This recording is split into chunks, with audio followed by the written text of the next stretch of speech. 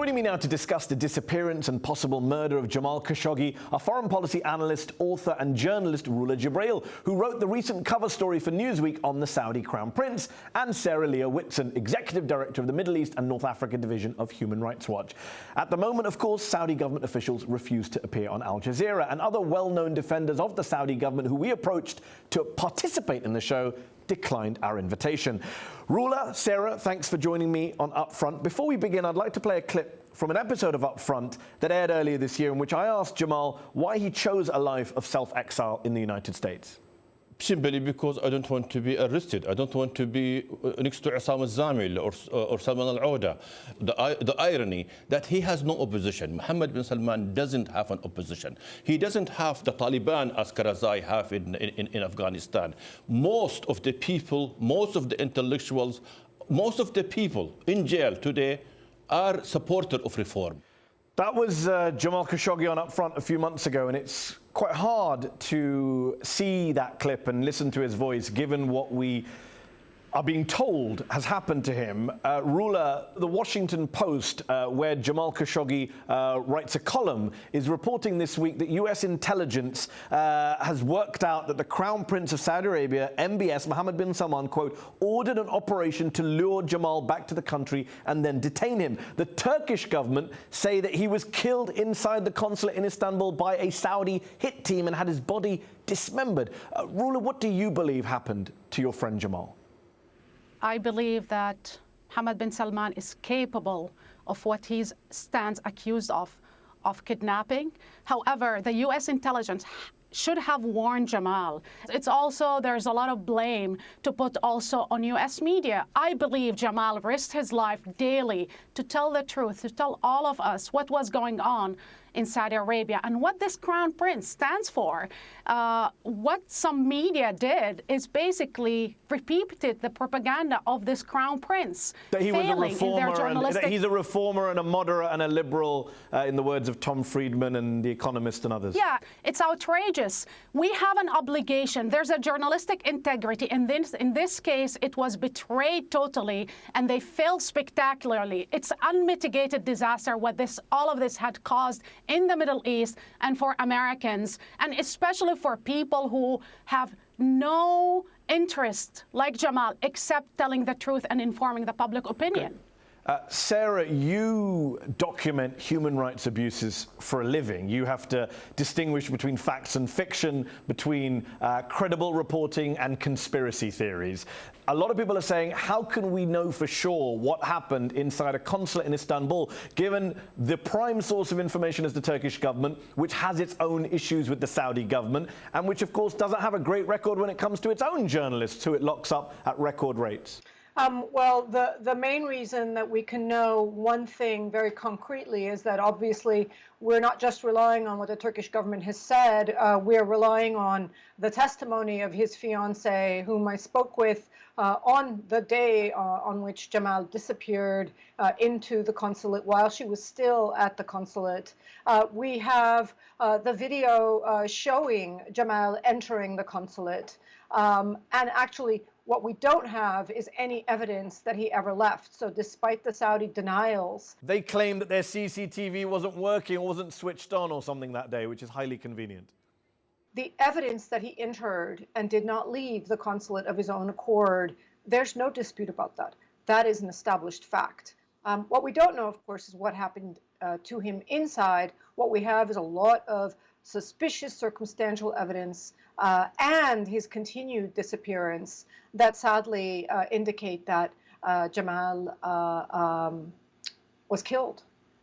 But Sarah, if I may add something, Mehdi, the Turks immediately, within a day, they start talking about a murder inside the consulate. How do they know that? We know for a fact, whoever covered the Middle East, that any embassy and any consulate is bugged by nation hosting those consulates. So they even went as far, the Turks, to say that they are willing to go inside the rooms with forensic experts to tell in which room he was butchered and dismembered. Plus, we have this evidence about these two flights coming in with a squad, with a team who most of them were identified, and the pictures are outside, the names are outside, and most of them work for security apparatus of the Saudi royal family. Why were they there in that day? Why did they enter the embassy in that day? Why did they leave in that day? What did they do inside? All of these questions need to be answered. Most U.S. senators came out saying we need to put sanctions and apply for the first time outside of Russia the Global Magnitsky Act, which is accountability for violators of human rights. And I think that's a huge precedent. Sarah, you were on the show with Jamal and Ali Shahabi on this show a few months ago. And on that show, Jamal made it very clear that he wasn't a member of the opposition. He wasn't even calling for elections or democracy. All he wanted to do was be able to write some pieces about the Saudi economy, Saudi politics, the future under MBS, without being censored or restricted. It was a low bar that he was asking MBS to meet. And yet, Mohammed bin Salman, MBS, the Saudi Crown Prince, it looks like he can't even tolerate the mildest of dissent from an establishment Saudi figure. Jamal was not some anti-establishment revolutionary, was he? The Crown Prince wants only one opinion expressed, and that's congratulations, we love you, Crown Prince. Anything else is suspect.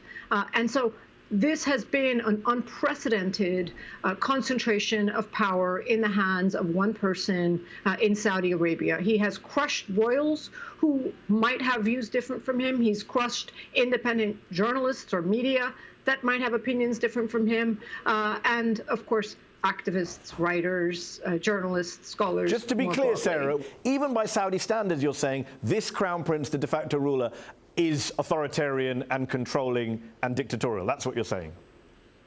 Well, I would even say revolutionary, because I think he has called two of the bluffs that Saudi Arabia and Saudi Arabian analysts have long used to understand and explain Saudi Arabia. One is that it rules by consensus, that all of the royals have a voice in how the country is run, and that's actually why things operate very slowly in Saudi Arabia, because it's built on consensus. He eradicated that by jailing royals who might have any opposition to his plans. And second, that the Saudi government relies on the support of the religious establishment. He's also knocked that pillar out.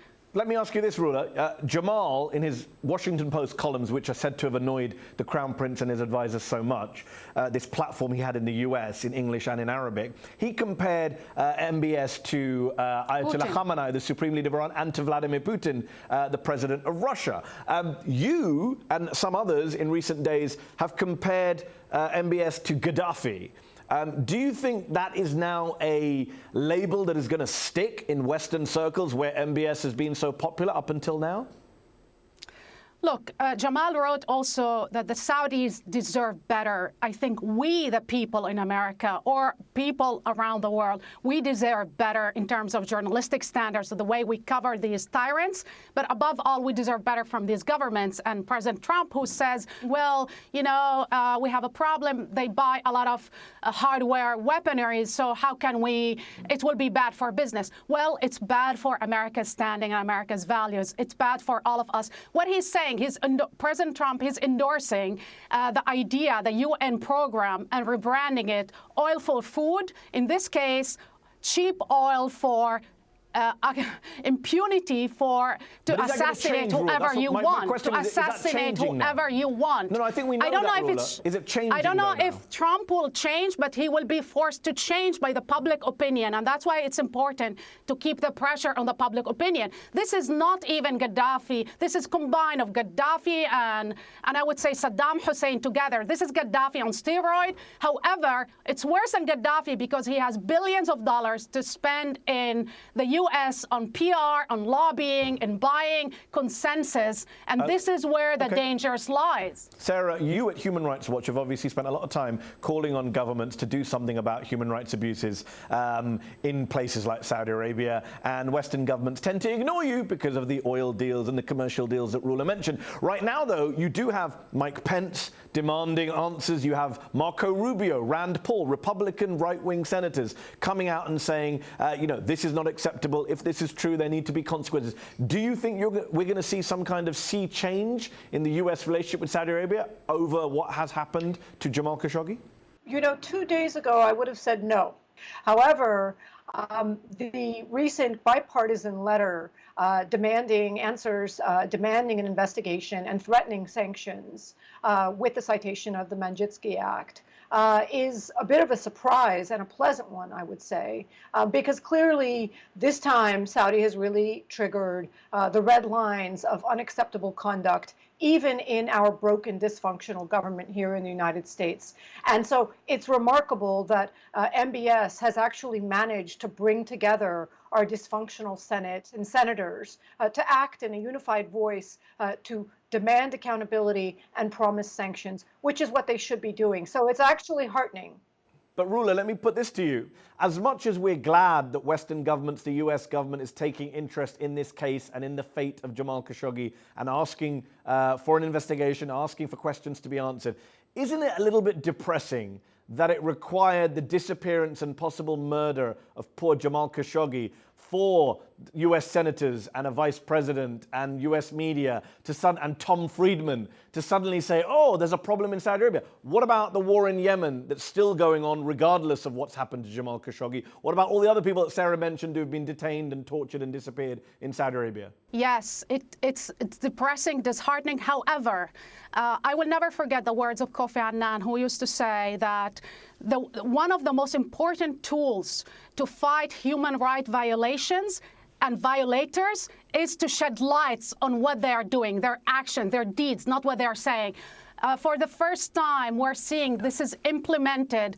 However, after many lines were crossed, after Mohammed bin Salman kidnapped the Prime Minister Hariri and forced him to resign, after he bombed an entire country and caused a humanitarian catastrophe, after even he bombed, I believe 2 months ago, a school bus in Yemen, killing 40 children. However, I think in this case it touches us very close because Jamal was working for a U.S. organization, was a U.S. resident, and knew many of the people who wrote that Mohammed bin Salman was a reformer. Sarah, last question to you. You knew Jamal well. You spoke to his fiancée shortly afterwards. When he walked into that consulate, do you think he knew how big the risk was that he was taking?